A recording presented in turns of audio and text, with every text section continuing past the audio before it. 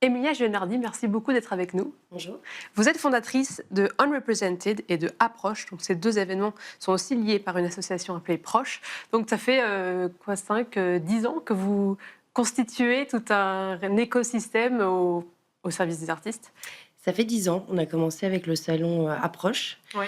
qui est une foire D'abord Approche, d'abord dans Approche, l'ordre chronologique. en 2017, la première édition, dont la particularité, la singularité est d'être un salon marchand qui est construit comme une exposition à taille humaine, qui ne présente que des solo shows et 15 au maximum. Parce que je voulais que le visiteur se souvienne de ce qu'il avait vu en sortant. D'accord. C'est un salon qui a pour particularité aussi d'être un projet curatorial et qui va montrer des artistes qui vont expérimenter l'image. Parce qu'au départ, c'était une sorte de réaction à toutes les foires dans lesquelles vous étiez allé et que vous trouviez qui n'étaient pas forcément adaptées. Quel était Alors c'était un constat le constat, avec voilà. peut-être 3 casquettes que j'avais à l'époque, que j'ai toujours, hein, qui était une partie soutien aux artistes puisque j'ai été agent de photographe pendant 10 ans. Ensuite, j'étais directrice artistique dans une galerie photo pour laquelle j'ai commencé à faire les foires en tant que directrice artistique et galeriste. Et j'ai commencé à acheter. Et je me suis dit, mais finalement, pourquoi est-ce que je créerais pas une image en soutien à la création contemporaine, dans laquelle j'ai envie, en tant qu'acheteuse, d'acheter et dans laquelle on pourrait prendre les risques, puisque des expositions personnelles sont toujours un peu plus risquées qu'un accrochage de multiples artistes qui pourraient plaire au plus grand nombre. C'est ça, parce que l'objet en fait de nos discussions, c'était, en tout cas, ça partait de ce constat des foires, savoir comment est-ce que on peut mettre plus facilement en avant des artistes qui n'ont pas forcément eu toute leur chance et pour être mis en valeur. Et pareil du côté des collectionneurs, comment aussi trouver des profils qui sont en dehors des sentiers battus, qui peuvent être intéressants. Et c'est vrai qu'il y a beaucoup de propositions et Approche, en tout cas, peut être un axe. Et donc, vous avez développé un peu un écosystème voilà, qui peut répondre à ça. Oui, avec l'envie à chaque fois, évidemment, de partir de l'artiste. Tout part à chaque fois des artistes, hein, pour tous les différents projets qu'on mène. Depuis 2010, ça approche, depuis l'ouverture du salon, on a eu à cœur de montrer des artistes non représentés en galerie. Le marché de l'art leur laisse très peu de place. Les artistes, aujourd'hui, et depuis longtemps, doivent collaborer avec des galeries pour être présents sur le marché. Et pour ça, il fallait un modèle un peu particulier et on a pris des risques, mais c'est un modèle qui a toujours bien fonctionné et on a été ravis d'analyser qu'au fil des années, ces artistes qu'on montrait au sein du salon Approche trouvaient des galeries qui venaient les solliciter. Si toutefois ils À la devaient suite. chercher des galeries, hein, parce que certains ne veulent pas être représentés, et que les ventes étaient au rendez-vous. Donc je me suis dit, pourquoi pas leur dédier un salon qui existe depuis 2 ans avec Unrepresented, qui est maintenant dédié aux artistes non représentés en galerie, avec pour modèle de fonctionnement que ce sont des mécènes qui vont les soutenir à travers des dons à l'association Proche. Voilà, une autre approche, du coup. Parce qu'aujourd'hui, il y a beaucoup d'artistes qui ne veulent pas être représentés. C'est quelque chose qui est fréquent. Depuis toujours, je pense, hein, le marché a beau être dédié aux artistes représentés et aux galeries. Depuis toujours, on a des artistes qui ont la personnalité, sont communicatifs et ont la personnalité et n'ont pas envie d'être représentés par une galerie. On a évidemment plein d'autres cas de figure. On a des artistes qui ont été représentés, qui ont arrêté une collaboration, qui en cherchent peut-être une nouvelle. Des artistes, bien évidemment, qui rentrent sur un marché. Voilà, on a plein de configurations et l'idée était vraiment d'enlever cette connotation négative au mot non représenté, puisque certains de ces artistes sont les grandes demain et que chacun doit passer par la case non représentée. C'est sûr. Et quand on n'est pas représenté, c'est très difficile de se faire voir. Ou aujourd'hui, vous constatez qu'il y a quand même plus de propositions qui permettent de les mettre en avant? Non, il n'y a pas plus de propositions, il y en a tout autant pour peut-être plus d'artistes. C'est très compliqué et encore une fois, tout ça dépend de la personnalité de l'artiste puisque, il faut aller démarcher, il faut aller présenter son travail et un artiste est pas forcément un commercial ou un bon communicant, quoi qu'il en soit. Mais ce qui est intéressant du coup dans le modèle unrepresented, c'est cette personnalité du mécène que peut-être c'est vrai qu'on entend un peu moins parler aujourd'hui, peut-être qu'il faut le remettre au goût du jour. Alors, Qui est-il ce mécène? le mécène a plusieurs profils. Le mécène peut être un collectionneur, le mécène peut être une association, une fondation, un galeriste, pourquoi pas, mais qui ne représente pas l'artiste au sein de sa galerie. Ça peut être un groupe d'amis qui se rassemblent pour aider, pour soutenir un artiste.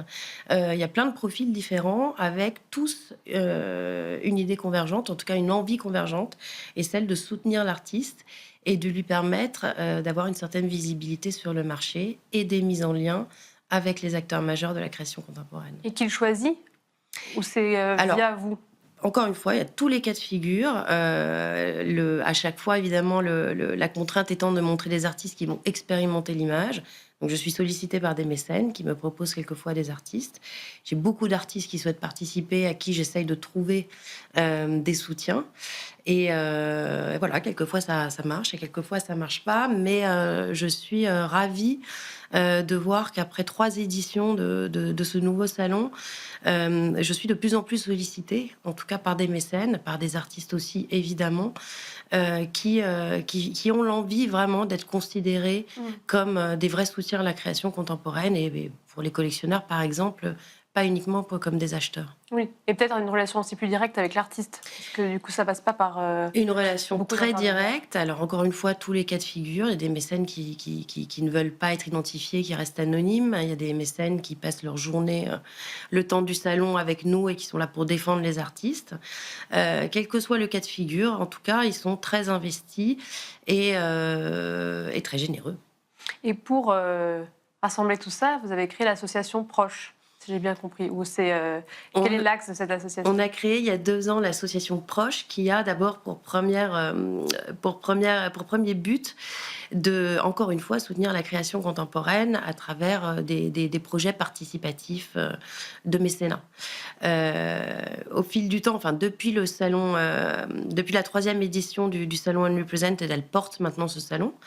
Donc les soutiens se font à travers des dons à l'association. Et un 3e volet qui est important, c'est qu'à hauteur de 2 fois par mois, on fait des visites avec nos membres dans les ateliers des artistes, avec des formules conviviales et sympathiques, alliant des dégustations de vin. Voilà, essayer à chaque fois, avec pour envie de rentrer dans l'intimité d'un artiste, d'ouvrir à la discussion, et pour une dizaine de membres au maximum, pour avoir des visites vraiment de qualité. Et donc, du coup, ces dons-là, ça permet justement de soutenir de manière un peu plus large toute une communauté d'artistes sans forcément avoir ce lien personnel ou de mécène à artiste direct. Absolument, ça peut être un collectionneur ou une personne qui a rencontré un artiste qui voudrait produire un livre. Et on propose, est-ce que d'autres membres de l'association seraient intéressés à aider cet artiste, et à ce moment-là, voilà, on fait un projet participatif. Et vous, au sein de tout ça, vous avez quand même une casquette pas de filtre, mais de comité de sélection, de vérifier que tout a une qualité quand même assez... Bien sûr, alors c'est vraiment la clé pour que ça fonctionne, je pense. Il y a toujours un vrai propos curatorial. Je m'entoure souvent de commissaires invités pour pour élargir les regards. Mais c'est vraiment important, puisque en tout cas, le salon Unrepresented doit être de la même qualité que le salon Approche, c'est certain. Vous avez dit avant l'interview, vous avez plein d'idées. Est-ce qu'il y a d'autres manières comme ça de soutenir C'est vrai que là, vous avez inventé un modèle qui n'existe pas vraiment. J'ai pas trop. Non, il n'existe pas, mais je pense que le marché aujourd'hui, qui est saturé, qui se porte pas bien, a besoin de nouveaux modèles de diffusion, des modèles sains qui sont pas forcément régis par les modèles qu'on connaît aujourd'hui des soutiens de l'art contemporain. Et effectivement, avec les salons Approche et Unrepresented, on n'est pas voué à grandir en taille de ces salons, mais à développer des nouvelles idées. On en a, et probablement avec un nouveau salon qui apparaîtra d'ici un an. Ah, formidable. Et quand vous parlez de modèle économique plus sain, c'est qu'est-ce qui permet ça, justement ? Ce qui permet, c'est d'avoir un modèle économique où finalement on n'a pas de sponsor ou d'argent extérieur qui ferait que si du jour au lendemain ça s'arrêtait, on pourrait plus survivre. On a aussi dessiné les modèles économiques des salons de manière à pas assassiner les artistes et les galeries participantes.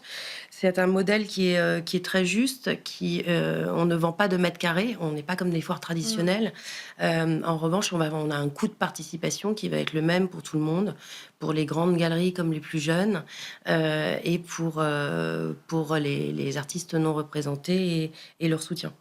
Et là, j'ai l'impression qu'il y a plus de propositions de foires boutiques, ou je ne sais pas comment on appelle ça exactement, boutique-foire. Mais C'est un terme anglais, mais qui fait rejoindre.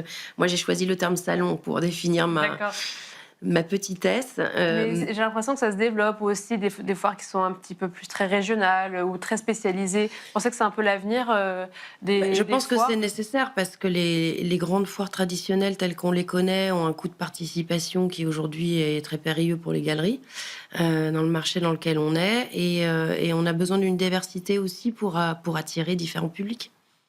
Merci beaucoup, Emilia Genuardi. Je rappelle donc que vous êtes fondatrice de Unrepresented et Approche et de l'association Proche. Merci d'avoir été avec nous. Merci Sylvie. Et merci à vous toutes et tous de nous avoir suivis. C'était Arrêt Marché.